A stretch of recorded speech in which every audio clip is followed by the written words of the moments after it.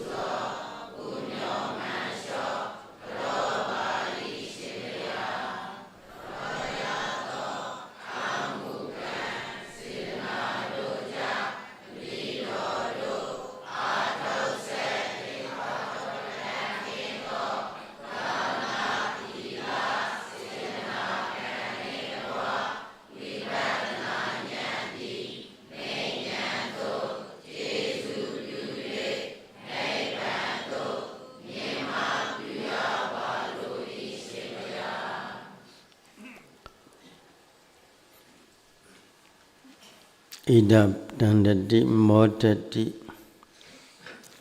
ပစ္စနန္တတိမောတတိကတပုညဥပယထနန္တတိမောတတိကတပုညောကုသိုလ်ကောင်းမှုတို့ဖြင့်ပြည့်စုံကြကုန်သောပုဂ္ဂိုလ်တို့သည်ကတပုညောဒါနအစသီလအလဲဘာဝနာဆုံးစသောကုသိုလ်ကောင်းမှုတို့ဖြင့်ပြည့်စုံကြကုန်သောပုဂ္ဂိုလ်တို့သည်ဣဒဤဘဝ၌နန္တတိမောတတိနှစ်သက်ရှင်ပြုံးဝမ်းပန်းတတ်တာနေရပြီတကဲ့သို့ပစ္စာတမနောလောက၌လည်းပဲနန္တတိမောတတိနှစ်သက်ရှင်ပြုံးဝမ်းပန်းတတ်တာနေရပါပြီဥပယတနန္တတိမောတတိပစ္စုပန်တမလောနှစ်တန်သောဘဝတို့ဝယ်ကုသိုလ်အာယုံစိတ်မှထုံလို့အမြဲမပြတ်နှစ်သက်ရှင်ပြုံးဝမ်းပန်းတတ်တာနေရပါပြီလို့ဓမ္မိကဥပဒကနဲ့ဥပဒက900တို့ကိုဘုရားရှင်ကဥပဒကတို့လောကမှာကုသိုလ်ကောင်းမှုတို့ဖြင့်ပြည့်စုံကြကုန်သောပုဂ္ဂိုလ်တို့သည်ပြည့်စုံဘဝ၌တော်၎င်းဓမ္မလွန်ဘဝ၌တော်၎င်းအမြဲမပြတ်ကုသိုလ်ရဲ့စွမ်းကြွယ်သက်ကောင်းသက်သာချမ်းချမ်းသာသာနေနိုင်တယ်လို့ဘုရားရှင်ဆုံးမအပ်သောတရားဒေသနာတော်လာသည်နှင့်အညီရှိခိုးခြင်းမြတ်နိုးခြင်းပူဇော်ခြင်းအယုဒိပြုခြင်းငါထိုက်တော်မူတဲ့ဘုရားတရားသံဃာယရဏမြတ်သုံးပါးပေါင်းတို့အယုဒိမြတ်နိုးလက်ဆုံးမိုး၍ရှိခိုးပူဇော်ဖူးမြော်မှန်လျော့ကရောကြရသောကာယကံကုသိုလ်ဝစီကံကုသိုလ်မနောကံကုသိုလ်စေနာပေါင်းတို့ကြောင့်မိတို့တွေဒီပရိသန္တိမနေခြင်းမဲနဲ့နေကြရတဲ့တန်တရာဝတ္တုကမဟုတ်ခြင်းပဲနဲ့အိုနေကြတဲ့တန်တရာဝတ္တုကမနာခြင်းပဲနဲ့နာကြရတဲ့တန်တရာဝတ္တုကမသိခြင်းပဲနဲ့သိကြရတဲ့တန်တရာဝတ္တုကအပေါင်းတို့မှာလွတ်မြောက်ရာလွတ်မြောက်ကြောင်းတည်ဟုသောဒါနသီလဘာဝနာမြတ်ကိုကျင့်သုံးဆောက်တည်ပွားများအားထုတ်ကြပြီးလျင်အရိယာပုဂ္ဂိုလ်ရှိအောင်တို့သည်မိမိတို့ရရှိရသောခံစားသောမေချမ်းသာဖို့ချမ်းသာနိဗ္ဗာန်ချမ်းသာကိုအသီးသီးခံစားစံစားကြပြီတကဲ့သို့အသိသူတော်ကောင်းတို့သည်လည်းပဲအရိယာပုဂ္ဂိုလ်ရှိအောင်တို့တွင်တူအပါဝင်ဖြစ်ကြကုန်လျက်မေချမ်းသာဖို့ချမ်းသာနိဗ္ဗာန်ချမ်းသာတရားတို့တရားမြတ်ကိုဤဘဝဤခန္ဓာဤသာသနာတွင်မှပင်လင်းမြန်သောသိဉာဏ်တို့ဖြင့်ရလွယ်ရောက်လွယ်မျက်မှောက်ပြုလွယ်နိုင်ကြသည်ဖြစ်ကြပါစေသီလအကျဉ်းယူကြမယ်အဟံဗန္တိနိဗ္ဗာနံပဋ္ဌယံတိနဣတရဏိနာသဟနဝေင္ကသီလံသမာဓိယာမမန္တေရှင်ဘုရားအဟံတပိတော်သည်နိဗ္ဗာနံဒုက္ခခန္တိ ကင်းငြိမ်းရာမံညနိဗ္ဗာန်ကိုပတ္ထယံဒေနလိုလားတောင်းတသောအဖြစ်ဒီတရဏိနဗုဒ္ဓံတရဏံဂစ္ဆာမိဓမ္မံတရဏံဂစ္ဆာမိသံဃံတရဏံဂစ္ဆာမိဒီတရဏဂုံ၃ပါးနှင့်သဟတုတကဝနဝေင္ကသီလံပါဏာတိပါဒာအဋ္ဌိနာဒါနာအဗျမစရိယာမုဒဝါဒာသုရာမေရယဝိကာလဘောဇနာမျက်စာဂိတဟောစာတယနာမဟာတယနာမေတ္တာသဟဂတိနစေတသာအစဖြာသောကိုယ်ပါသောသီလတော်မြတ်ကိုသမာဓိယာမကောင်းစွာကျင့်သုံးစောင့်တည်ပါ၏အရှင်ဘုရားဤဓမ္မေပုညံမေဃဖလညာနတ္တပစ္စယောဟောတုဣဒံပုညဘာကံ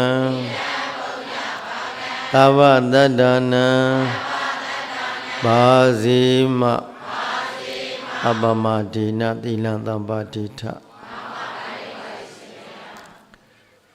ဒီနေ့သာသနာတော်သက္ကရာ2569ခု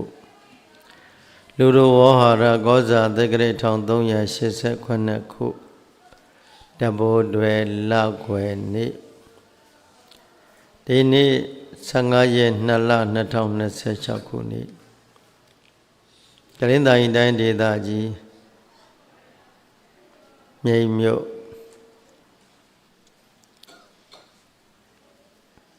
အောင်မြင်မှုဓမ္မဣဒာအတွင်းနဲ့ဆင်ကျင်းပလေရှိတဲ့အကြိမ်မြောက်တရားစခန်းဒီနေ့ပဲနေ့ရက်မြောက်နေ့ရက်မြောက်စားတဲ့နေ့ဆို3ရက်မြောက်ပေါ့နည်းနည်းပိုင်းမှာသစ္စာတရားတော်တွေပရိစ္ဆသမုပ္ပါဒ်ကိုရှေခံသောသစ္စာတရားတော်ကိုဟောကြားနာကြားကျင့်ကြံကြမှာဖြစ်ပါတယ်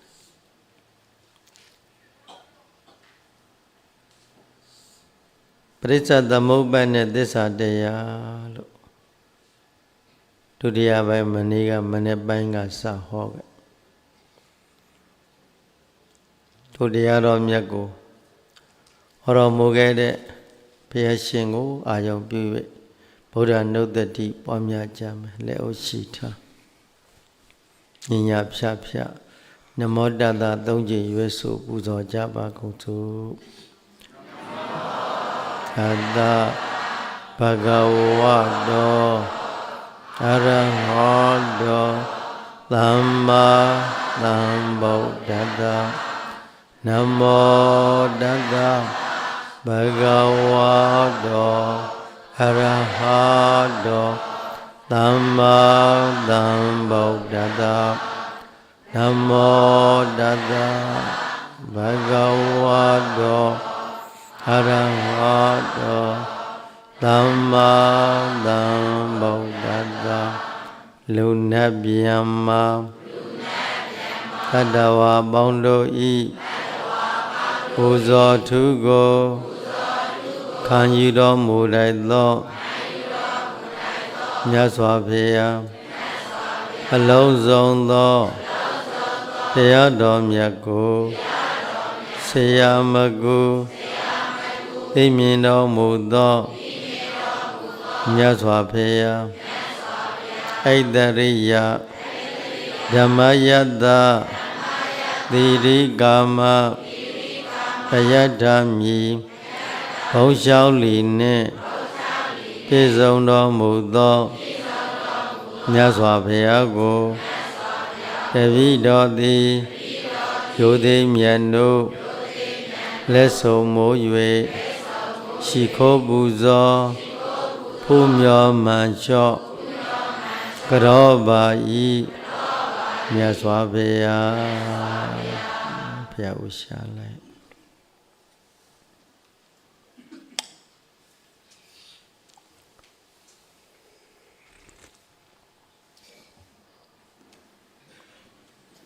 ချမ်းချမ်းသာသာထိုင်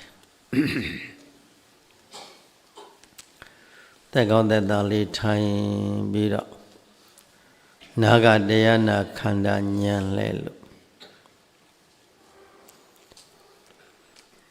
ဘုရားရှင်မိန်တော်မူတဲ့သစ္စာတရားတော်လို့သဘောပေါက်တယ်ဘုရားဟောကြားသစ္စာတရားဟုတ်လားပါတယ်ဟုတ်ပြီဒီနေ့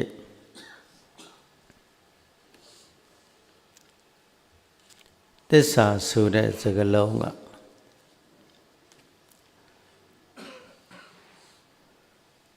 လူနဲ့မြတ်မာတတ္တဝါလို့32ပုံသားတွေကိုခြုံငုံပြီးတော့ဟောတော်မူတာကတို့တရားဟောတရားနာနေတဲ့ခန္ဓာကိုယ်ဗသစ္စာလို့ထောက်ပြီးတော့မိန့်တော်မူခဲ့ဒုက္ခသစ္စာဆင်းရဲခြင်းအမှန်တရားပါတရားတဲ့ရရှင်ကတော့သူကိုယ်တိုင်လဲသစ္စာတရားကိုသိလို့ဖျားဖြစ်တော်မူတယ်လို့မိန့်တယ်နော်ဒီသစ္စာတရားကိုမသိသေးသည်မြအရိယာမဖြစ်နိုင်ဘူးဟုတ်ကဲ့လားသစ္စာတရားသိမှအရိယာဖြစ်နိုင်တယ်ဘာကိုသိမှဟုတ်ပြီနံပါတ်1ဘာသစ္စာမုဂ္ဂုတ်ဆရာတော်ကြီးကတော့သစ္စာ၄ပါးကိုလင်္ကာ၄နဲ့မိန့်တော်မူထားခဲ့တယ်ဘုရားအဆုံးအမကိုလေပါတဲ့ဖြစ်ပြတမြဲသင်္ခါရဒုက္ခသစ္စာမှဖြစ်ပြမုတ်တွင်ငါကောင်းထင်ခင်မင်သမုဒ္ဒယမှ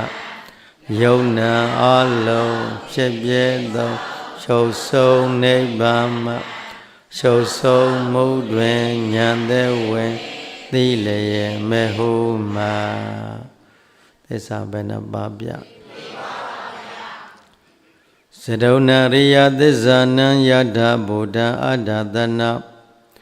ဘုဏ္ဏဘုံနံသန္တရံဒီတတ္တသန္တရသာဂရေ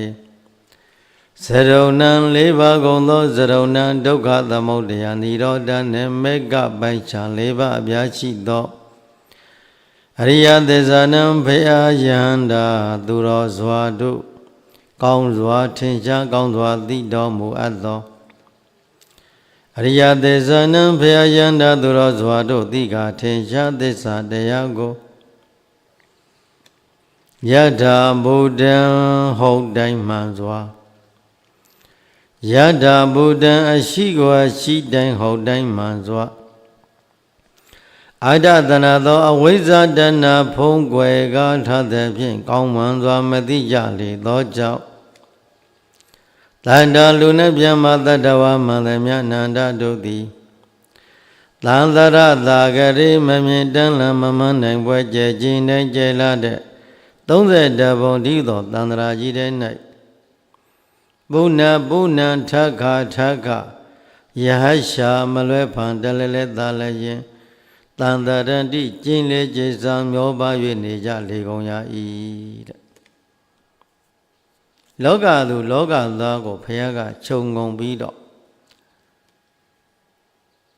တတ္တဝါမှန်တယ်မြတ်အနန္တတို့သည်သစ္စာ၄ပါးကိုမသိနိုင်ကြဘူးပြီးတော့ဒီသစ္စာ၄ပါးကိုလည်းပဲဘယ်လိုပုဂ္ဂိုလ်တွေသာသိနိုင်သလဲဘုရားယဟန္တာသူတော်ကောင်းဓာတ်ရှိတဲ့ပုဂ္ဂိုလ်အရိယဓာတ်ဘ ပါလာတဲ့ပုဂ္ဂိုလ်အရိယာဓာတ်ဆိုတာပရိသန္တိမျိုးစီကိုဆိုလို့အတိတ်ဘဝကအရိယာမျိုးစီပါလာတဲ့ပုဂ္ဂိုလ်လွန်ခဲ့တဲ့ဘဝတွေကဝိပဿနာတရားတွေကျင့်ခဲ့တဲ့သစ္စာတရားတွေနားထောင်ခဲ့ဝိပဿနာဉာဏ်တွေပေါ်လွင်ခဲ့တဲ့ထိုပုဂ္ဂိုလ်တွေဟာပစ္စုပန်ဘဝမှာလူလောကကိုရောက်လာတယ်သုတိပရိသန္တိအတိတ်ကသုတိဈေးရဲ့နောက်ကွယ်မှာပရိသန္တိဆိုပြီးတော့လူပရိသန္တိပရိသန္တိဝိညာဉ်ကလာဖြစ်ဝိညာဉ်ဉာဏ်ယုတ်သလနာဖသဝေဒနာဆိုပြီးတော့ခန္ဓာ၅ပါးအခုရရှိထားကြတယ်ပေါ့နော်ဒီနေ့ယောဂီများတယောက်နဲ့တယောက်အကျိုးပေးထားခြင်းတူသလားတူပါဗျာမတူဘူးနော်တချို့ပုဂ္ဂိုလ်တွေကဘဝပြည့်စုံတယ်တချို့မပြည့်စုံဘူးတချို့ဉာဏ်ထက်တယ်တချို့ဉာဏ်တုံးတယ်တချို့တဲ့ရုပ်ဆင်းအင်္ဂါလှလှပပတချို့အယုတ်ဆိုးတယ်တချို့ယောဂကင်းတယ်တချို့ယောဂထူထပ်တချို့အသက်ရှည်တယ်တချို့အသက်တိုတယ်တချို့ချမ်းသာတယ်တချို့ဆင်းရဲတယ်ပညာတတ်တယ်တချို့ပညာမတတ်အဲ့ဒါဟာဘယ်သူပြုလုပ်တဲ့ကံတဲ့မိမိပြုလုပ်ထားခဲ့တဲ့တို့တရားဟောတရားနာနှဖျားသောပုဂ္ဂိုလ်များပြုလုပ်လာခဲ့တဲ့အတိတ်ကပစ္စုပန်ကအကျိုးလေအခုတို့တရားဟောတရားနာနေတဲ့ခန္ဓာကိုယ်ကြီးကပစ္စုပန်အကျိုးဟုတ်ကဲ့လားဒီအကျိုးတရားသည်ဘာကြောင့်ဖြစ်လဲအကြောင်းကြောင့်အတိတ်အကြောင်းကကျေစုပြုလိုက်တယ်ဟုတ်လားလွန်လေပြီးသောဘဝကပြုလုပ်လာခဲ့တဲ့ကံတတ္တိကုသိုလ်ကံစေတနာတတ္တိကကျေစုပြုထားတဲ့တွေ့တာကြောင့်ဒီနေ့ပရိသန္တိဇာတိရလာခဲ့ကြတယ်ပေါ့ဟုတ်လားပရိသန္တိဇာတိတခုဖြစ်လာဖြစ်တာတဲ့အခါမှာပြဉ္ညာနဲ့ပြောရင်လောကကိုကြည့်လူချမ်းသာနဲ့ချမ်းသာလူဆင်းရဲနဲ့ဆင်းရဲဒါနှစ်ခုတွေ့လိမ့်မယ်ဆင်းရဲတဲ့ချမ်းသာဒီနှစ်ခုကိုတွေ့လိမ့်မယ်သမုဒ္ဒိပညာနဲ့ပြောတာဟုတ်လားဆင်းရဲတဲ့အတိုင်းဝိုင်းနဲ့ချမ်းသာတဲ့အတိုင်းဝိုင်းနှစ်ခုကိုတွေ့လိမ့်မယ်အဲ့ဒါဟာဘယ်သူမပြုမိမိမှုဟုတ်လားတချို့ပုဂ္ဂိုလ်တွေတရားနဲ့နှိစက်တယ်ငယ်ငယ်လေးတွေကစပြီးတရားဝါဒနာပါတဲ့ယောက်ျားလေးတွေမိန်းကလေးတွေဟိုရှိကသားလေးဆိုငယ်ငယ်လေးရှိဒါပဲနည်းနည်းရှိ9နှစ်အမေလေးယောဂီကြ9နှစ်ရှိအသက်90တော့မဟုတ်ပါဘူး9နှစ်လေးကတရားဝါဒနာပါတယ်သူလေးကြည့်လို့ရှိရင်ချို့တကားကြီးတွေနဲ့ဘာမှမဆိုင်ဘူးသူနဲ့ချို့တကားကြီးတွေလှုပ်လိုက်ရွှေ့လိုက်ဟိုလှုပ်ဒီလှုပ်ကနာမငြိမ်သူလေးကြည့်လို့ငြိမ်နေတာသူအတိတ်ပရိသန္တိမျိုးစေ့ကောင်းတယ်ဟုတ်လားဝိသခာတို့ဘယ်နဲ့အရွယ်မှာ9နဲ့အရွယ်မှာသောတာပန်ဖြစ်တာသူအဖိုးဖွားဒီကကြောင်းသွားတယ်သူ့ကိုခေါ်သွားတာလေကြောင်းကလေးလေးတွေညီလေးကိုတလက်ဆွဲပြီးခေါ်သွားတာသူကလည်းအတိတ်ကပါရမီဓာတ်ခံနဲ့ပါလာတော့တရားနာရင်နဲ့ဖတ်ဆိုရင်အမြင်မှန်လေးပေါ်သွားတာဒိဋ္ဌိဝိသိကိစ္စသီလပရပရမာသဆိုတဲ့အောက်တန်ရောက်ခြင်း၃ပါးကိုပြီးပိုင်ပြုတ်သွားဒိဋ္ဌိပြုတ်သွားတယ်ဘုရားတရားသံဃာနဲ့ပတ်သက်ပြီးယုံမှန်တန်တရားမရှိတော့သီလပရပရမာသမှားယွင်းသောအကျင့်ကိုမကျင့်တော့အတ္တကိလမတ္တကာမဒုက္ခလိကဆိုတဲ့အစွန်းနှစ်ဖက်ဖြစ်စေတတ်တဲ့အကျင့်တွေမကျင့်တော့သူကတိသွားပြီနားလည်သွားပြီ အဲ့ဒါဟာဘာကောင်းလာတဲ့ပုဂ္ဂိုလ်ပရိသန္တိမျိုးစီကောင်းလာအနည်းငယ်သောတရားလေးကိုနာခွင့်ရလိုက်တာနဲ့အရိယာဖြစ်သွားချနော်တချို့ပုဂ္ဂိုလ်တွေကြတော့နှစ်ပေါင်းမြောင်များစွာတရားနာယုံနဲ့မရဘူးတရားကျင့်ယုံနဲ့လည်းမရဘူးနှစ်ပေါင်းမြောင်များစွာအရင်အချိန်ယူပြီးအားထုတ်မှရရှိကြဒီမှာပေါ့မောင်ဇံတို့သန္တာအမတ်တို့ဟုတ်လားညပောင်ဖယားပြိဋိဘံစံပြီးနဲ့နောက်မှသူကမာနကြီးတာကိုနော်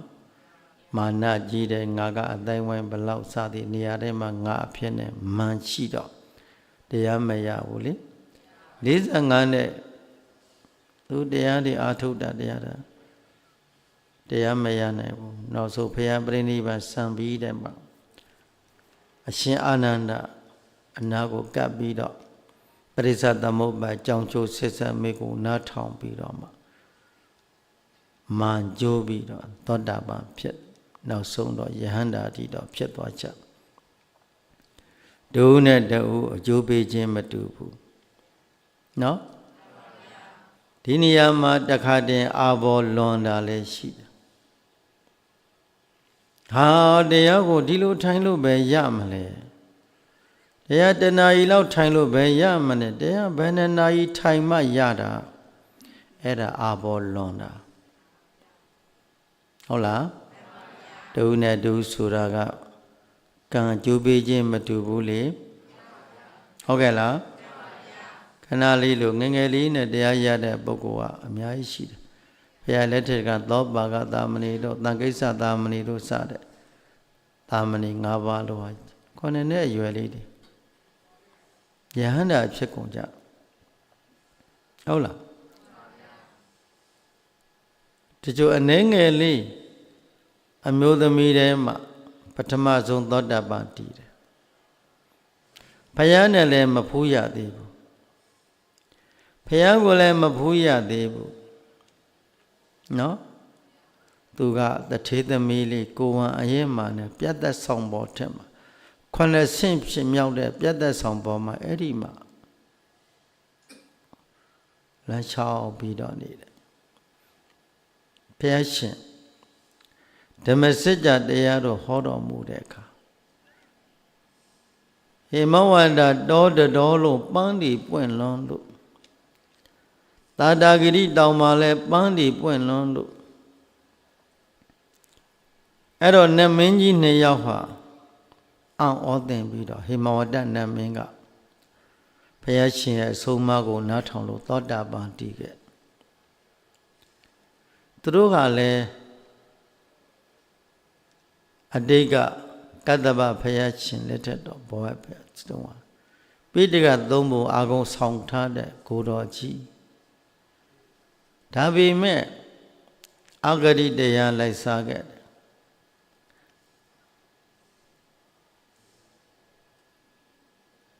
ယဟန်တော်နှစ်ပါးတော်တဲ့နေတယောက်ကဒုသီလတယောက်ကသီလဝန္တဒုသီလပုဂ္ဂိုလ်ကသီလဝန္တပုဂ္ဂိုလ်ကိုမျိုးနှိမ့်ဆက်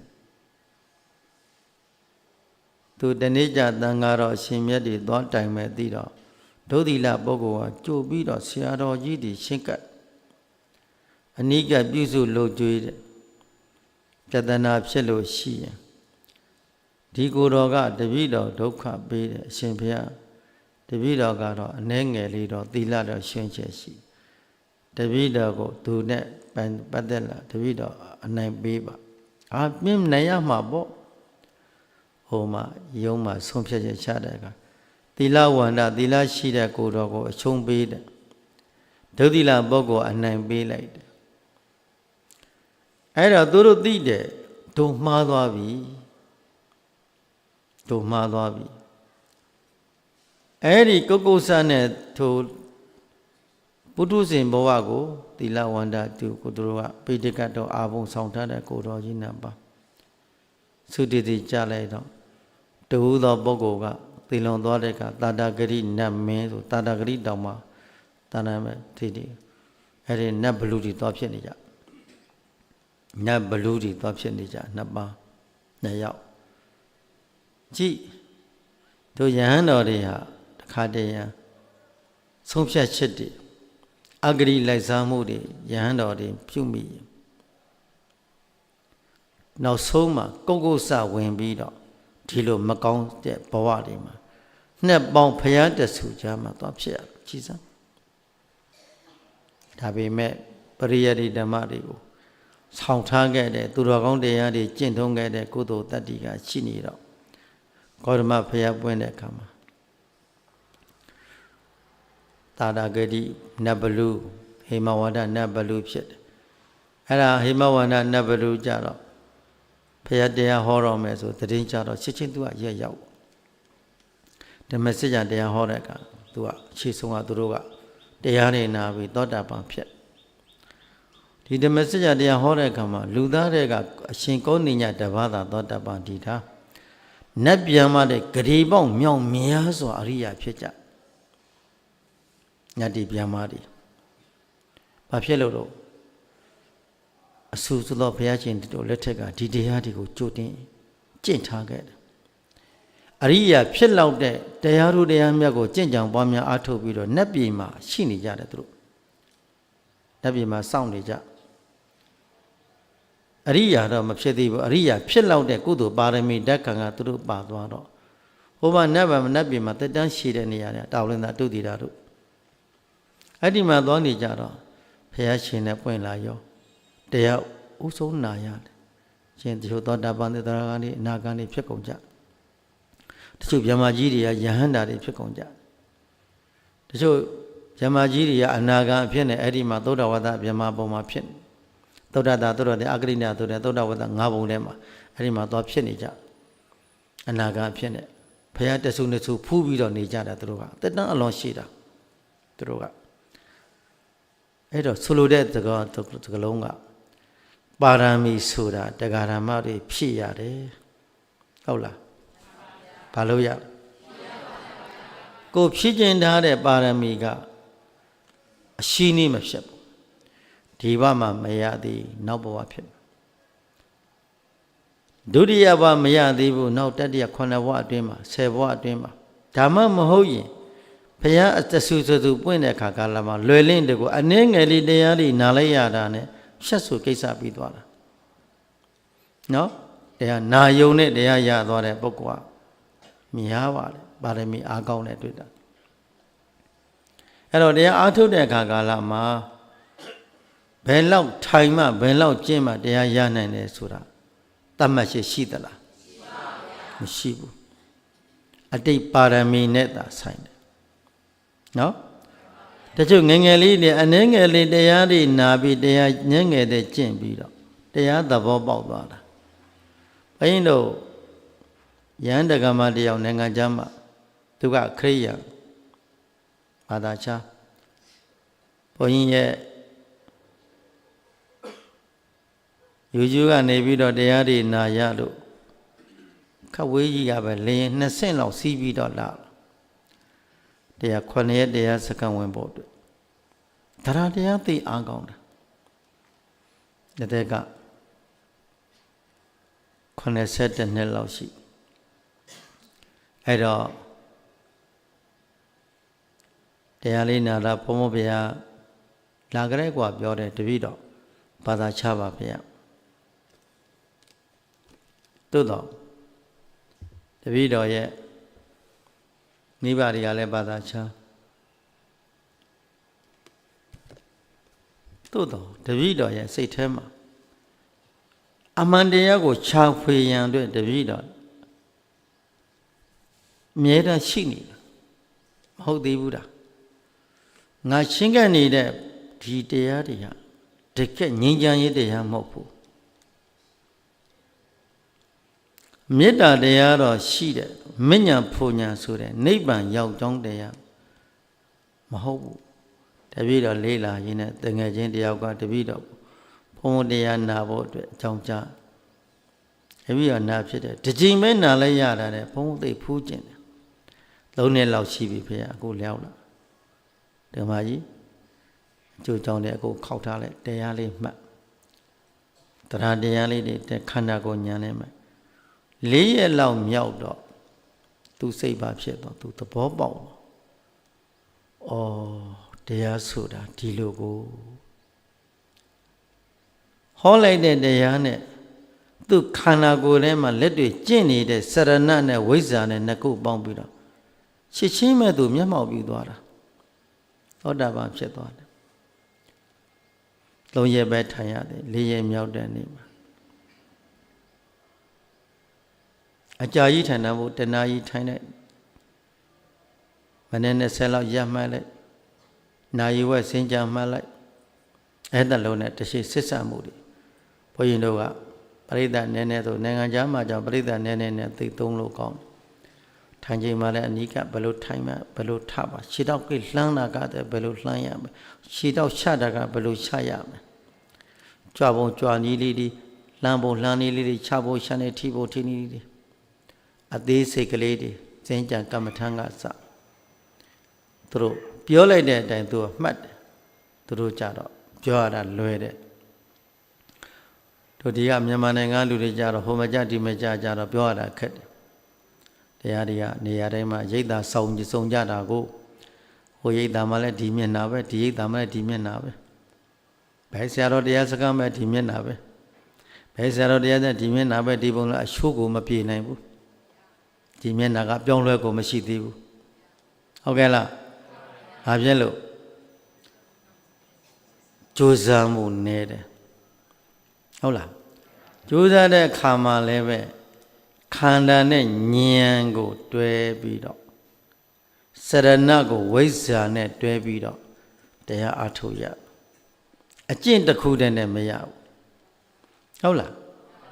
ထိုင်နေုံနဲ့မရဘူးနော်ထိုင်နာရီပေါင်း20 30ထိုင်မောက်ထိုင်မဲ့ဖြစ်နေဝိပဿနာဉာဏ်မပေါ်ပဲထိုင်ရင်ပြောတာဖြစ်ဖြစ်နဲ့ခြေကဖြစ်ဖြစ်နဲ့နောက်ကမက်ကင်မကိုက်ဖဲနဲ့ထိုင်ရင်ထိုင်တော့ထိုင်နေမှာပဲထိုင်နေတာပဲထိုင်မိုင်နဲ့ဝိပဿနာဉာဏ်မပေါ်ပဲသမထဇန်တွေဖြစ်ပြီးတော့သမထဇန်စိတ်တွေပဲမျောပြီးငြိမ်အရိယာပုဒ်တော့အကြာကြီးထိုင်နေတယ်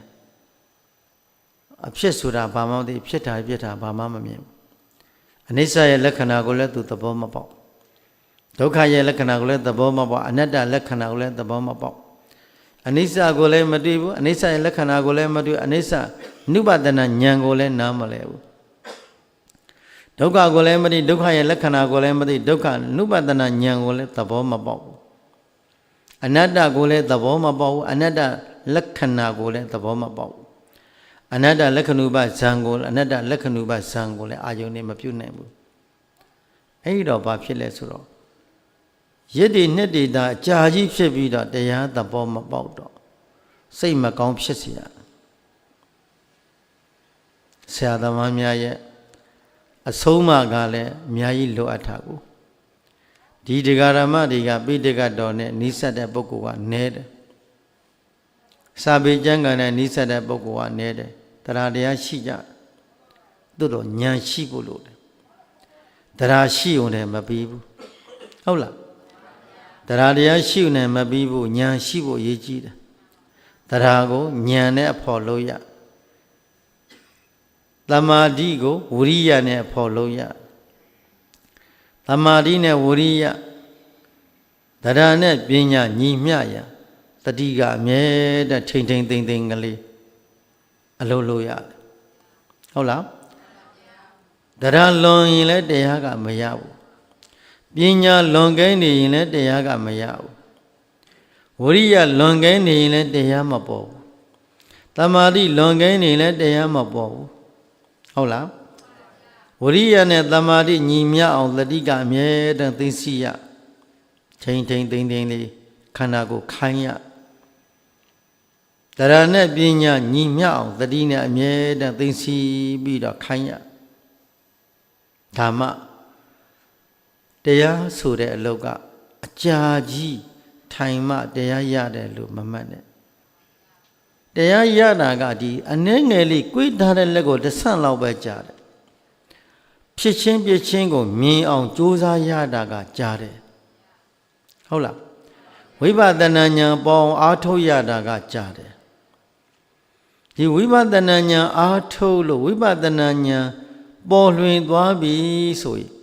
အနည်းငယ်သောအချိန်လေးမှာသူကပရိက္ခဥပဇာအနုလုံဂေါတရဖို့ဒီလောက်ပဲကြားတယ်ပရိက္ခဥပဇာအနုလုံဂေါတရဖို့ဆိုဂေါတရဖို့ဆိုရင်သောတာပတ္တိမဉ္ဇဉ်ကိုပေါ်သွားလာဖြစ်ဖြစ်ကိုဖြတ်မြဲမြင်းနဲ့ဖြတ်ဆိုရင်ငြိမ်သွားတာကြီးနေရင်နဲ့ဖြတ်ဆိုငြိမ်သွားတာချုပ်ငြိမ်သွားတဲ့နေ့မှာချုပ်မှန်းသိလေအော်ငြိမ်သွားပြီကိုလို့ချုပ်ငြိမ်သွားပါပေါ့လို့ကိုယ့်ကိုယ်မြင်တဲ့ဉာဏ်ကမဉ္ဇဉ်မက်ကတော့တစ်ချိန်ပဲဆိုမက်ကပညာသကိမတ္တဆိုမက်ဆိုတစ်ချိန်ပဲဆိုအဲ့ဒီမက်ရဲ့နောက်ွယ်မှာဖိုဇောလေးဖြစ်ဩငါငြိမ်သွားပြီကိုငြိမ်သွားပြီကိုဖြစ်ဖြစ်ကိုတစ်ချက်တစ်ချက်မြင်ပြီးတော့ဖြတ်ဆိုနိဗ္ဗာန်ကိုအာယုံပြုတဲ့ဖိုဇောလေးစောတဲ့ဖိုဇောကတစ်ချိန်နှစ်ချိန်အများဆုံး၃ချိန်လေးစောပြီးတော့ပစ္စဝကနာဉာဏ်ဖြတ်သွားချပစ္စဝကနာဉာဏ်ဆိုတာဆင်ခြင်တတ်တဲ့ဉာဏ်ဩငါနှစ်ပေါင်းမြောင်များစွာကြိုးစားလာခဲ့တာအောင်မြင်သွားပြီကိုငါအပေတကပိတ်သွားပြီကိုချက်ချင်းသိတယ်မိသည့်ပုဂ္ဂိုလ်မှာမေးเสียမလို့တရားအဆက်ခံเสียလည်းမလို့ကိုယ်ပိုင်သိသွားတာဟုတ်လားဘယ်သူသိတယ်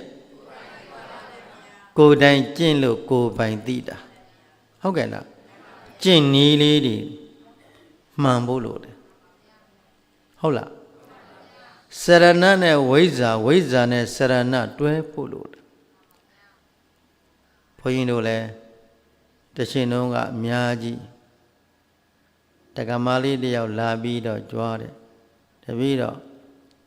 နာရီ20တောင်းထိုင်နိုင်တယ်အရှင်ဘုရားတို့ကတပည့်တော်အထင်မသေးနဲ့ဟုတ်ပြီပြန်ပြောလိုက်သေးတယ်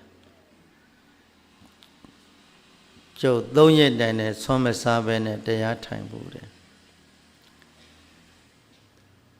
နာရီပေါင်း58နာရီတရားမှတ်ဖူးတယ်ရေတပလင်းလေးနဲ့တရားအားထုတ်ဖူးတယ်လို့ပြန်ပြောလိုက်တယ်သို့တော့ထိုင်ခြင်းကထိုင်တဲ့အခါမှာဘာကိုမြင်ပြီးတရားတယ်ဘယ်လိုရှုွက်မှတ်တယ်ရှုွက်ပေါ်မှာဘယ်လိုရှုရှက်ကြိုက်ပြီးတော့မှတ်တယ်လဲအဲ့ဒါကိုပြောရခန္ဓာကရှုွက်ပဲရှုွက်ခန္ဓာကိုရိုးရိုးထိုင်လို့မရရင်မာပလင်ရှိတ်ထိုင်ရရှုွက်ကိုပေါ်အောင်အတွက်တခါတည်းရအထိုင်များရင်လည်းဤပြီးဖြစ်လာတယ်မောဟတွေဝေများလာစိတ်တွေထွက်တယ်ထိုင်တော့ထိုင်နေတာပဲထိုင်တော့ထိုင်နေတာပဲစိတ်တွေထွက်သွားလိုက်မျောမိနေလိုက်တခါတည်းမျောနေတာဘာမှအမှတ်မရှိတော့မျောပြီးငြိမ်ပြီးမျောပြီးဖြစ်ခါတည်းဇန်စိတ်တွေဖြစ်သမထဇန်လေးတွေဖြစ်သမာဓိဇန်လေးဖြစ်ဇန်တွေပဲငြိမ်ပြီးချမ်းသာဘာမှမသိတော့ဘာမှမသိပဲဘာမှအမှတ်မရှိပဲငြိမ်ပြီးဖြစ်များသောအားဖြင့်ဘယ်ချိန်မှဇန်စိတ်တွေပေါ်တယ်လဲဆိုဒီဒုက္ခဝေဒနာကိုအပြုတ်တိုက်ပြီးတာရှိဒုက္ခဝေဒနာတွေနိုင်သွားပြီဆိုရင်ဒုက္ခဝေဒနာဘက်ကိုလှည့်သွားချမ်းသာတယ်ဘယ်လိုချမ်းသာမှမသိအောင်ချမ်းသာတဲ့စိတ်တစ်ခုပဲရှိတယ်ဘာစိတ်မှမရှိဘူးခိုင်လဲချမ်းသာတယ်ရန်နေလဲချမ်းသာတယ်စင်ညာတဲ့ချမ်းသာတယ်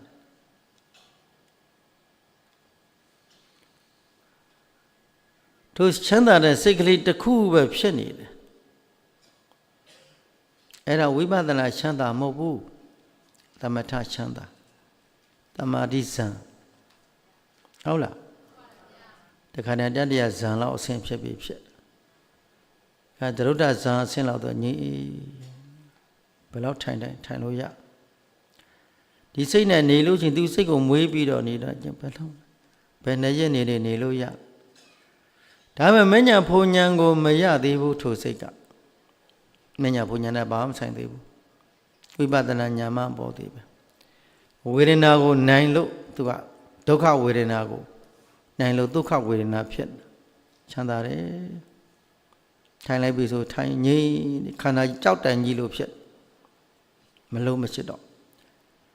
9 နာရီထိုင်နေ10 နာရီထိုင်တိုင်းငြိမ်နေတယ်ဇန်စိတ်နဲ့ထိုင်တာဇန်စိတ်နဲ့ထိုင်နေတယ်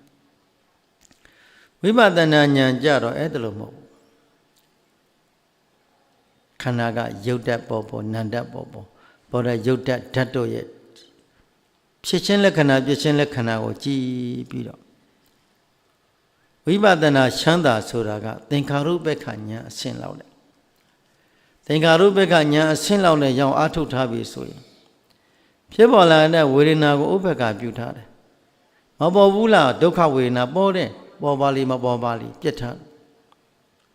ဒုက္ခဝေဒနာပေါ်လဲပြစ်ထားတယ်ဘာပဲပေါ်အာယုံကိုမစိုက်တော့ဘူးကိုယ်စိတ်ကခါတည်းဟတ္တိယကိုထောက်ပြီးမှရင်ထဲကဒိ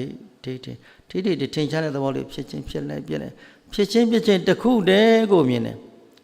ချမ်းသာလေးနဲ့ဖြစ်ကိုမြင်ပြီးတော့ဒါပဲနေတယ်ရှေ့ကဖြစ်နဲ့နောက်ကမဲကင်ကပ်ပြီးတော့ဒါပဲမြင်တယ်နာသီးပြကိုကတ်ကြည့်လဲရှူတာချက်တာရှူမှုတွေသူ့ဟာသူဖြစ်လိုက်ပြက်လိုက်ရှူမှုချိုက်မှုသဘောလေးရှူတာလဲအာယုန်နဲ့မကပ်ဘူးချက်တာလဲအာယုန်နဲ့ဝင်နေထွက်နေမကပ်သို့သူနာသီးပြမှာထီးပြက်နေတာဖြစ်လိုက်ပြက်လိုက်သဘောလေးဝမ်းဘက်ကိုထောက်ကြည့်ပြန်တော့လဲဖောင်းနာပိန်နာမတွေ့တော့ဘူးရေကနေဖြစ်လိုက်ချုပ်လိုက်ဖြစ်လိုက်ချုပ်လိုက်ဖြစ်လိုက်ချုပ်လိုက်ဖြစ်လိုက်ပြက်လိုက်ဒီသဘောလေးတစ်ခုကိုပဲညံလေးကရှေ့ကဖြစ်နေနောက်ကမိခင်ကပဲငြိမ်ပြီးချမ်းသာပြီအပြင်လောကကြီးကလောကလုံးဝစိတ်သုံးနေတယ်ဒီခန္ဓာအထက်ခန္ဓာကိုယ်ကြီးအကုန်လုံးပျောက်ပြီးတော့သဘောလေးပဲမတ်เสียကလေးနဲ့မှတ်နေတာလေးဒါပဲတွေ့လာလိမ့်မယ်အရှုခံနဲ့အရှုညာဒါပဲတွေ့လာလိမ့်မယ်သိစီယာကလေးနဲ့သိနေတာလေးဒါပဲပေါ်နေတဲ့သဘောကသိစီယာခန္ဓာကဘယ်လိုဖောက်ပြန်ပေါ့သိစီယာလေးပေါ်မှာတတိလေးကပ်ပဲညာနဲ့သိနေတယ်သိပြက်ဖြစ်လိုက်ပြက်လိုက်ဖြစ်ချင်းသဘောကိုဒါပဲပစ္စုပန်တဲ့တခုပဲမြင်ထားတယ်ဖြစ်ခဲ့ပြီးတာကိုလည်းမတွေ့ဘူးသူကမဖြစ်သေးတာလည်းမစင်စားဘူးပစ္စုပန်တဲ့ထိုင်စက်ခန္ဓာမှာပေါ်လာတဲ့ပေါ်ခန္ဓာကိုပဲကြည့်ခန္ဓာကိုကြည့်တာတွေးမနေနဲ့ဟိုကိုင်ဒီကိုင်မနေနဲ့ခန္ဓာကိုကြည့်ဟောနေတဲ့အခါမှာတရားသားလေးကိုခန္ဓာကိုထောက်ပြီးဟောနေတဲ့အခါကိုယ်ခန္ဓာကိုစိုက်ပြီးတော့ကြည့်တချို့တကားတွေကြည့်နေတယ်အမှတ်မရှိဘူးဟောတဲ့တရားကိုနားမလေးစားဘူးခန္ဓာကိုကြည့်ဘာဟိုကိုင်ဒီကိုင်ဟိုလို့လုံးမနေနဲ့ဟိုကြည့်ဒီကြည့်လုံးမနေနဲ့ခန္ဓာကိုမျက်စိလေးမှိတ်ထားခန္ဓာကိုညံသွင်းထားဘယ်နာကပေါ်နေသလဲခန္ဓာကထင်ရှားတဲ့သဘောလေးကိုဒီကလှမ်းပြီးပြောနေတယ်ဖောက်ပြန်တယ်မှတ်เสียအဲ့ဒါပေါ်နေတဲ့တော့မှတ်เสียလှုပ်ဖို့ရွှေ့ဖို့ပြလာဖို့မှတ်ဖို့ပြလာတာသူသဘောတက်ကိုတတိလိကပညာနဲ့ကြည့်အကြည့်ခန္ဓာသည်အကြည့်ညာအောက်မှာတခုချင်းဖြစ်လိုက်ပြက်လိုက်ဖြစ်ပြနေတဲ့လက္ခဏာဓာတ်ကိုညာနဲ့ကတ်လို့ကြည့်ရကြည့်တဲ့အခါမှာလောမကြီးနဲ့ဗျာမများနဲ့လောဘကြီးရင်လည်းရှုခွင့်နဲ့ရှုချက်လွဲနေတတ်တယ်တခါတည်းမှတ်စီရဟိုနာကတမျိုးတစ်ခု3 4ခုပေါ်နေတတ်တယ်ဘာမှတ်ရမှမသိဗျာများနေတတ်တယ်အဲ့ဒီကယောဂီပုဂ္ဂိုလ်ကထင်ရှားတဲ့နေရာကိုကြည့်ခန္ဓာကများပေါ်နေတဲ့နေရာကိုစိတ်ကညှက်ကိုင်းပြီးကြည့်2 နေရာ 3 နေရာပေါ်ပင်ညောက်တဲ့ဘာအကုန်လုံးမှတ်ရတာမဟုတ်ဘူးထင်ရှားတဲ့နေရာဘယ်နာကပို့ပြီးတော့ထင်ရှားနေသလဲမှတ်စရာဘယ်နာပေါ်နေသလဲအဲ့ဒီများပေါ်တဲ့နေရာကိုစိတ်ကိုညှက်လိုက်ဟောဖောက်ပြန်နေတယ်ဟောပြန်နေပါလားတတိလိကပ်လိုက်အဲ့ဒီပေါ်တဲ့နေရာကိုတတိလိကပ်ပြီးပြန်ကြည့်လိုက်ဒါအရှိလားမရှိလားစိတ်ရှိကတတိဝရိယဉာဏ်ရှိကထင်ရှားလာတဲ့ထိုအာယုံတို့သည်စက္ကန့်နဲ့ဖြစ်နေစက္ကန့်နဲ့ ပေါ်လိုက်ချုပ်လိုက်ပေါ်လိုက်ချုပ်လိုက်ပေါ်လိုက်ချုပ်လိုက်ပေါ်သူ့အတူဖြစ်နေတယ်သူ့အတူပြစ်နေတာလေးကိုဉာဏ်ကလှမ်းလို့မြင်နေဖို့လို့အဲ့တော့ဉာဏ်လေးတွေကဉာဏ်စဉ်နဲ့ပြောရင်ဥရိယဘယကဉာဏ်ကနေပြောဘိင်္ဂဘယအာရိနဝနိဗ္ဗိန္ဒမုစိတုကမြတ်တာပရိသင်္ခထိုဉာဏ်လေးတွေကတဆင့်ကျွန်းချင်းပြီးတော့သင်္ခါရုပ္ပကဉာဏ်ဆိုတာဝိပဿနာအယတ္တကိုခံစားတယ်ဆိုတာသင်္ခါရုပ္ပကဉာဏ်အဆင့်လောက်အာထုတ်ထားပြီဆိုရင်ဝိပဿနာအယတ္တကိုခံစားခွင့်ရတော့တကယ်ငြိမ်းအေးသောဘဝပိုင်ရှင်ဖြစ်ပြီးတော့မဉ္ဇဉ်ဖို့ဉ္ဇဉ်မပေါ်ပင်ညာတော့လေမဉ္ဇဉ်ဖို့ဉ္ဇဉ်နဲ့အလွန်နိစ္စတွေ90ရာခိုင်နှုန်းနိစ္စသွားပြီသို့တော့ထိုရှိကဖြစ်နေပြည့်နေမှုကိုညောင်းညံကကွက်မြင်အောင်စိတ်ကိုချော့ချရတယ်အတင်းအဓမ္မတောင်းပြီးမထားရဘူးခန္ဓာကိုယ်ကိုလည်းတောင်းမထားရဘူးတင်းမထားရဘူးအတင်းအဓမ္မလုံးမရှိရဘူးရှာမရှိရဘူးရိုးလေးပုံမှန်ကလေးစိတ်ကိုတက်ကောင်းတက်တာလေးနဲ့စိတ်ကိုချော့ချခန္ဓာချော့ချခက်အေးစိတ်ကိုတက်ကောင်းတက်တာအဲ့ဒီထင်ရှားတဲ့နေရာကိုထင်ရှားတဲ့ပေါ်မှုသဘောတက်ကိုအကဲခတ်ပြီးကြည့်ရအကြည့်ခန္ဓာသည်အကြည့်ညာအောင်မှာတရဇတ်ဟောသူဖြစ်ပြီးပြက်နေတာကခန္ဓာအလုပ်အကဲခတ်ပြီးကြည့်ပြီးနေတာလေးကညာရဲ့အလုပ်ခန္ဓာနဲ့ညာကိုတွဲထားရပြနေတဲ့ခန္ဓာကြည်နေတဲ့ညာပြနေတဲ့ခန္ဓာကြည်နေတဲ့ညာခန္ဓာအရှိဉာဏ်ဖြင့်ကြည်သောဒိဋ္ဌိဆိုတာဖြစ်မလာဘူးပေါ်နေတဲ့ယုတ်တရားသိနေတဲ့နံတရားယုတ်နံတွေကွဲနေတယ်ပေါ်တာဟာယောက်ျားမိန်းမပုဂ္ဂိုလ်တော်ဘုန်းကြီးသီလရှင်မဟုတ်ဘူးယုတ်တရားသိနေတာလည်းပဲယောက်ျားမိန်းမဘုန်းကြီးသီလရှင်မဟုတ်ဘူးနံတရားကသိတယ်ယုတ်နံတွေကွဲတယ်ယုတ်နံတွေကွဲလို့ဘုရားပါပြောလဲနာမရူပဝဝတ္တနေနသက္ခာယဒိဋ္ဌိပဇဟတိယုတ်နံတွေကွဲပြီဆိုရင်ထိုပုဂ္ဂိုလ်ဟာသက္ကာယဒိဋ္ဌိပြုတ်ပြီငါလည်းမဟုတ်ဘူးသူလည်းမဟုတ်ဘူးပုဂ္ဂိုလ်လည်းမဟုတ်ဘူးတတ္တဝါလည်းမဟုတ်အသက်ဇီဝလိပ်ပြလည်းမဟုတ်ဩယုတ်နံတွေဖြစ်ပြီးယုတ်နံတွေပြက်နေတာကိုပေါ်တာလည်းယုတ်နံပြောက်သွားတာလည်းယုတ်နံဖြစ်တာလည်းယုတ်နံပြက်တာလည်းယုတ်နံငွေတာလည်းယုတ်နံသေးတာလည်းယုတ်နံခန္ဓာကြီးပြောက်နေတယ်အထည်ပြောက်ပညာပြောက်ပြီးပရမတ်ဓာတ်သားဖြင့်ဉာဏ်လေးကတ်လို့ကြည့်နေတော့ဒီခန္ဓာကိုယ်ထဲမှာစွဲเสียမရှိတော့အရှင်ခံเสียမရှိတော့နာတာပေါ်ကျေနာကြိုက်တာပေါ့သူကသူပေါ်ပါလိမပေါ်ပါလိကိုယ်နဲ့မဆိုင်ဘူးဒါသူ့အလုပ်ခန္ဓာကိစ္စကဖောက်ပြန်တဲ့ကိစ္စဆိုသိပြီဖောက်ပြန်ပါလိမဖောက်ပြန်ပါလိသူ့ကိုဥပ္ပခါပြုထားခန္ဓာရဲ့ထင်ရှားတဲ့နေရာလေးကဲခတ်ကြည့်ခါတဲ့ဟာရရောက်ထောက်ပြီးကြည့်ကဖြစ်ခြင်းလက္ခဏာပြည့်ခြင်းလက္ခဏာဉာဏ်လေးနဲ့ပါဠိပေါ်တဲ့သဘောကိုကြည့်ပါဠိပေါ်ခန္ဓာကိုယ်ကပေါ်တဲ့နေရာရတာလေးပေါ်ရတဲ့နေရာသွားမကုတ်နဲ့တဏှာနဲ့အသုံးမရှာနဲ့ရတယ်ဆိုတာဖောက်ပြန်နေတာမှတ်ဖို့ပေါ်လာလားတတိလေးကလည်းဖောက်ပြန်နေပါလားတိလိုက်လူသူ့အတူပျောက်သွားတာပဲသူကသူ့သဘောသူပေါ်လာလေဒီကြည်တတိကုံကွာကြည်သူတတိကုံတော့သူပြမှာပဲရပြမှာထုံပြမှာကျင်ပြမှာကြိုက်ပြမှာအောက်ပြမှာဒါသူတတိတကုံတော့သူကပြနေပါကိုကတတိလေးကပ်ပြီးတော့အကဲခတ်ကြည့်တတိနဲ့ထိတ်စိတ်ကိုတတိနဲ့ထိတ်စိတ်ကတတိမရှိတဲ့စိတ်ကကုတ်ရှင်တယ်လှုပ်ရှင်တယ်ရွှေ့ခြင်းတယ်ပြောင်းခြင်းတယ်ဖြစ်လာတခါတည်းကြည့်လှုပ်တာတော့ရိုးရိုးမလှုပ်စီကိုချောင်းဆုပ်ပြီးတော့လှုပ်တာရှိလှုပ်ရှင်တယ်ရွှေ့ခြင်းတယ်ဒါမှရိုးရိုးမဟုတ်ချောင်းဆုပ်လိုက်တဲ့ပရိယေကမာယာတွေတာထေရတွေကအဲ့ဒီလိုသုံးလာတချို့ပုဂ္ဂိုလ်တွေတေးရတယ်လှုပ်တာတော့အင်းလှုပ်ပြီးတော့မှဒိုင်းနဲ့လှုပ်တာအဲ့ဒါတဏှာရဲ့လက်ချက်အဝိဇ္ဇာတဏှာရဲ့လက်ချက်အဲ့ဒါပရိစ္ဆေသမလည်နေတဲ့သဘောဒါကိုတတိနဲ့ကလှုပ်ခြင်းကုတ်ခြင်းရွှေ့ခြင်းနဲ့ပြောင်းခြင်းနဲ့ပေါ်နေတာပေါ့ခန္ဓာကတော့ပေါ်နေတာပဲပေါ်တဲ့သဘောလေးကိုတတိနဲ့ထင်ကြည့်ကဲခတ်ကြည့်အကဲခတ်ကြည့်တာဘာပဲပေါ်ခန္ဓာပြနင်ဘယ်လောက်ပြမလဲ တရားနဲ့ပညာကိုဖော်လို့ဝရိယနဲ့တမာတိကိုဖော်လို့တတိကထိန်တာထင်ရှားနေတယ်ဩခန္ဓာပြနေပါစိတ်ရှည်ရှည်ထားဝရိယလေးဇွဲတင်ထားသီးခံပြီးတော့မှမကုတ်စေနဲ့သီးခံပြီးမှမလှုပ်ရှင်နဲ့သီးခံပြီးမှဘယ်လောက်ပြနေမလဲတခါတည်းမျက်စိမှိတ်လို့မှမရရင်မျက်စိမပွင့်တပွင့်လေးအနှဲငယ်လေးဖွင့်ပြီးတော့အဲ့ဒီခန္ဓာကပေါ်တဲ့သဘောလေးကိုစိတ်ကညှို့ကိုင်းပြီးကြည့်တခါတည်းဝေဒနာတွေပြင်းထန်လောင်းလို့မှတ်လို့မရလောက်တဲ့ဝေဒနာတွေဖြစ်လာမျက်စိမပွင့်တပွင့်လေးအပွင့်ပြီးတော့ခန္ဓာကိုအကဲခတ်ကြည့်အဲ့ဒီများပေါ်တဲ့နေရာကိုကြည့်ခန္ဓာကထင်ရှားတဲ့နေရာလေးထင်ရှားဆုံးနေရာလေးစိတ်ကိုညှို့ကိုင်းပြီးကြည့်အကြည့်ခန္ဓာတည်းအကြည့်ညာအောင်မှာသူဟာသူဖြစ်ချင်းသဘောလေးကိုပြင်သူဟာသူဖြစ်ပြနေတာကခန္ဓာ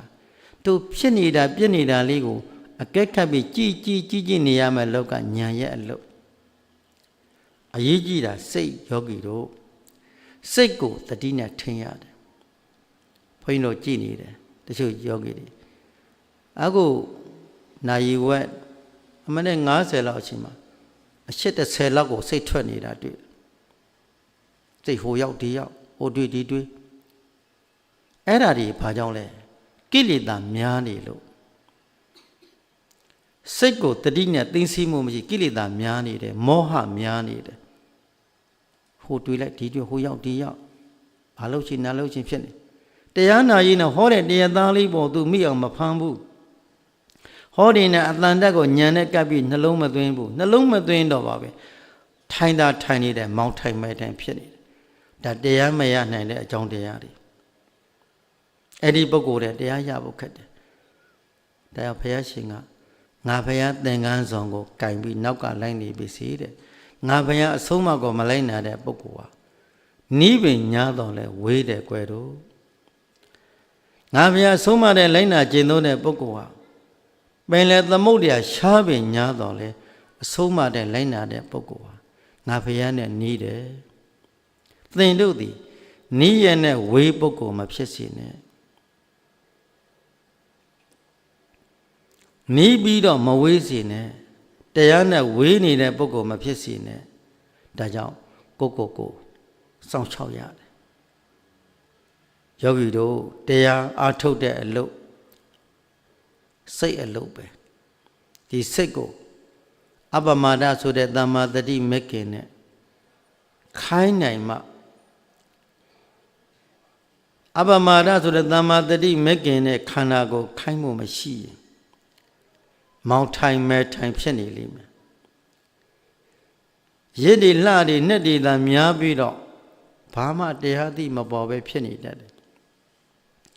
တရားသိနဲ့မပေါ်ဖို့နောက်ဆုံးမှာတေလောက်တဲ့ယောဂဖြစ်လာပြီဆိုရင်ငါမပါပေါ့လားငါတရားတွေကိုလည်းနာတော့နာခဲ့တဲ့တရားပေါ်မှာငါစူးစိုက်မှုမရှိရဘူးတရားပေါ်မှာလည်းခန္ဓာညာမရောက်ဉာဏ်ရောက်အာမထုတ်ဘူးငါမပါပေါ့လားလို့နှလုံးမသားရာစိတ်နဲ့ဖြစ်ဆိုသုတိကြရင်နှလုံးမသားစီဒေါမနတကာမဘပစ္စည်းရငရဲစာတိကြည့်တခါတည်းပြောရတဲ့ဝေယဝိစ္စတွေတကားတွေတက္ကမတွေဝေယဝိစ္စအလုံးလုံးမဲ့အရှင်တွေကုန်ပြီးတော့တရားတွေကိုအာယုံမဆိုင်ဘူးတရားနာတဲ့တရားနာမှုလည်းမရှိဘူးမတောက်တစ်ခေါက်လည်းအဲ့လိုပဲတရားထိုင်မှုလည်းမရှိဘူးဟိုရောင်ဒူရောင်ဟွာလို့တလို့ဒါလို့လို့အဲ့တော့ဘာဖြစ်တယ်လဲကိုယ်ဘဝနစ်နာတာပဲအဲ့ဒီဝေယဝိစ္စကုသိုလ်ကတာမန်ကုသိုလ်ပဲရှိတာနွားကြောင်သားအဆင့်လောက်ရှိတယ်နွားတို့ပိုင်ရှင်မရှိဘူးကိုလိုဘုန်းကြီးတို့တရားဟောတဲ့ပုဂ္ဂိုလ်တရားဒီတာဟောပြီးတော့ခန္ဓာကိုညံရအောင်မကျင့်ထားဘူးဆိုရင်တို့တရားဟောတရားနာတရားဟောတဲ့ပုဂ္ဂိုလ်လည်းနွားကြောင်သားပဲရှိသေးတယ်ဓမ္မရတပေါ်အောင်ကိုကမကျင့်ထားဘူးဆိုရင်တို့တရားဟောတဲ့ပုဂ္ဂိုလ်တွေနွားကြောင်သားပဲရှိနွားတို့ပိုင်ရှင်မဟုတ်ကိုနွားတို့ပိုင်ရှင်ဖြစ်အောင်ကျင့်ထားရတယ်ဘုန်းကြီးတို့ကိုလှုပ်ထားတယ်ခိုင်းထားတဲ့ခန္ဓာကိုယ်ကြီးကိုအပြတ်ကိုခိုင်းထားတာဝိပဿနာဉာဏ်ပေါ်အောင်ကိုခိုင်းထားတယ်အရိယာတို့သွားတဲ့လမ်းဟာဒီလိုပဲဆိုတာသိအောင်ကိုခိုင်းထားတယ် ကိုယ်သဘောပေါက်ထားတယ်ဘာကြောင့်လဲငါဟာဖယားအဆုံးအမနဲ့နေလေးရှိတဲ့ပုဂ္ဂိုလ်ဖြစ်ရမယ်မြတ်စွာဘုရားရှင်ကဒုက္ခသစ္စာကိုမြင်အောင်ကြည့်ရတဲ့အလုပ်သမုဒိယသစ္စာကိုပယ်ရတဲ့အလုပ်မေဃသစ္စာကိုပွားပြီးတော့និရောဓသစ္စာစိုက်ဖို့ဘုရားဆုံးမထားတဲ့အတိုင်းငါနေရမယ်ဒီတရားတွေချီးမှလောတာပန်ဖြစ်ရင်သဂရဂံဖြစ်ဖို့သဂရဂံဖြစ်ရင်အနာဂံဖြစ်ဖို့အနာဂံဖြစ်ရင်ယဟန္တာဖြစ်ဖို့ဘုရားကယဟန်တို့သောတာပန်ဖြစ်ရင်လည်းတင်းတို့ရက်မနေနဲ့ဟဲ့ချက်စိုးကြကြိုးစားတဂရဂံဖြစ်လည်းရက်မနေနဲ့အနာဂံဖြစ်လည်းရက်မနေအရဟတမဉ္ဇဉ်ဖူညာမရသေးတယ်မြတ်ကာလပတ်လို့တန်တရာဝဲဩကာထဲမှာတဝဲဝဲတည်းမြုပ်လိုက်ပေါ်လဲဖြစ်ကြအောင်မယ်ဘုရားရဲ့စကားကိုနှလုံးသားနဲ့လိုက်နာကျင့်ကြံပွားများအားထုတ်နိုင်ပါမှယဟန်ပဲဖြစ်ဖြစ်လူပဲဖြစ်ဖြစ်လူလောကကြီးကိုခက်တခန္ဓာအလယ်လာရကြိုနဲ့တဲ့ပေါ့အရိယာသူတော်ကောင်းဘဝကိုမရောက်သေးသမျှကာလပတ်လို့ယဟန်ဖြစ်စီလူဖြစ်စီနာမည်ကျော်နေပြီစီကဘာကျော်ပုဂ္ဂိုလ်ဖြစ်နေပြီစီမီလီယနာတထေးကြီးဖြစ်နေပြီစီလူဒီမှာဘယ်လောက်ချမ်းသာဘယ်လောက်ကြွယ်ဝကြရာထုတွေဘယ်လောက်ရှိအဲ့ဒါတဘဝတဏ္ဍဆာပဲတဘဝတဏ္ဍဆာပဲအေးအရိယာသူတော်ကောင်းနေပဲကိုမရောက်သေးသမျှကာလပတ်လုံးထိုပုဂ္ဂိုလ်သူသည်အရှိကြီးသောပုဂ္ဂိုလ်ပဲအလကားပုဂ္ဂိုလ်ပဲဘုရားအဆုံးအမနဲ့နေလေးရှိတဲ့ပုဂ္ဂိုလ်မဟုတ်ဘူးတဲ့ဘုရားအဆုံးအမနဲ့နေလေးရှိတဲ့ပုဂ္ဂိုလ်သည်ခန္ဓာ၅ပါးကိုဉာဏ်၅ပါးတို့ဖြင့်တွေ့ထီပြီးတော့ဘယ်ချင်းကြီးဒုက္ခသစ္စာရှိကဖြစ်ပြနေနောက်ကမကင်ကိုက်ပြီးနေရဩခန္ဓာဒုက္ခသစ္စာကဒုက္ခသစ္စာပြနေပါလားညာထဲမှာချင်းကနေလင်းကနေကွင်းကနေကွဲ့တော့ဩဘုရားရှင်မိန့်တာမှန်ပါဘုရားမှန်ပါဘုရားမှန်ပါဘုရားဘုရားနဲ့တွေ့နေတယ်လို့ပဲခန္ဓာဖြစ်ပြနေမဲ့နဲ့ကိုက်နေတဲ့ပုဂ္ဂိုလ်ဒီဘုရားနဲ့တွေ့နေတာပဲဒါဘုရားအဆုံးမနဲ့တွေ့လို့ဘုရားနဲ့တွေ့နေတာပဲဘုရားအဆုံးမနဲ့မတွေ့သေးမြတ်ကာလပတ်လုံးဘုရားနဲ့မတွေ့သေးဘူးအဲ့ဒီပုဂ္ဂိုလ်ဒါကြောင့်မို့လို့မြည်သည့်ပုဂ္ဂိုလ်မဆိုယဟန်ပဲဖြစ်ဖြစ်လူပဲဖြစ်ဖြစ်ဒီခန္ဓာအစဉ်ကိုတတိတံပတိဉာဏ်ရှင်ပြီးတော့သစ္စာဆိုင်အောင်မြတ်စွာဘုရားမိန့်တော်မူခဲ့သောသစ္စာတရားပေါ်အောင်ကိုကြိုးစားပွားများအားထုတ်နိုင်ကြပါသည်ကြိုးစားပွားများအားထုတ်ဆဲအားထုတ်လက်တန်းဖြစ်သောဒါနသီလစေတနာကံနှင့်တကဝဝိပဿနာဉာဏ်သည်မဲ့ဉာဏ်ကိုကျေစုပြု၍နိဗ္ဗာန်ချမ်းသာလို့ချမ်းသာမြတ်ကိုဘုရားတပည့်တော်များလင်းမြန်သောသိဉာဏ်တို့ဖြင့်မျက်မှောက်ပြုရပါလို့ဂုဏ်သောယံလို့ညီညာညာဆုတောင်းကြဂုဏ်ရသည်တောင်းသည်ဆိုအပ်တိုင်ပြည့်စုံနိုင်ကြပါစေကုန်သတည်း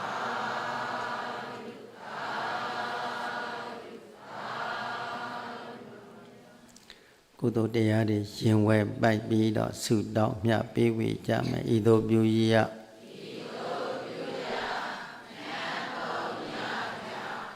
မတ္တခေမံဤနိဗ္ဗာန်ကိုဧကံထုံချောင်းရောက်စေသောယနေ့ယခုအာထုတ်တမ်းမြတ်မြတ်ဘာကကိုဒီပါစေယဘုဒ္ဓံငါနဲ့ကိုမဆောင်ချက်ကိုဆောင်နကအရင်သာ၍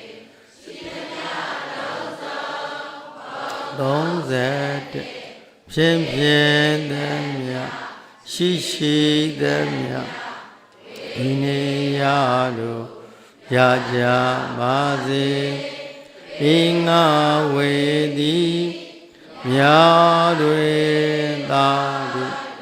ခေါ်စေသောဘုဒ္ဓမြတ်ယူတော်မူကြပါကုန်လောအရိယာသူတော်ကောင်းတို့ဘုဒ္ဓအသောမြတ်တော်နှင့်ကျွန်ုပ်တို့အားထုတ်ရသောကုသိုလ်မှန်သမျှတို့ကိုဝမ်းမြောက်ဝမ်းသာစွာ သာဓုသာဓုသာဓုဘုဒ္ဓမြေယမြေယမြေယ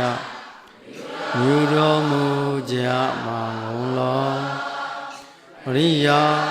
သူတော်ကောင်းတို့ဘုဒ္ဓသောမေတ္တာ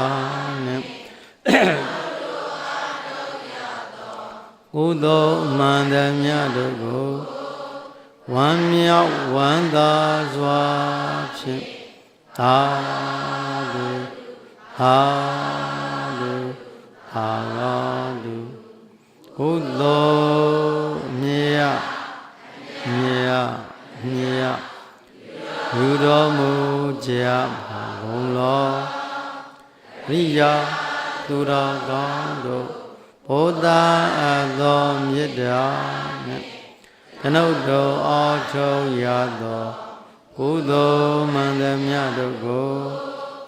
ဝမ်းမြောက်ဝမ်းသာစွာဖြင့်သာဓုသာဓုသာဓုအလုံးကိုယ်စိတ်နဲ့ပြကြမှာချမ်းသာလို့ဆင်းရဲခြင်းဒုက္ခအပေါင်းမှလွတ်ကင်းသောချမ်းသာခြင်းမဉ္ဇဉ်ဖူဉ္ဇဉ်ကိုလင်းမြန်သောသိဉာဏ်တို့ရရှိနိုင်အောင်ကြိုးစားအားထုတ်နိုင်ကြပါစေ။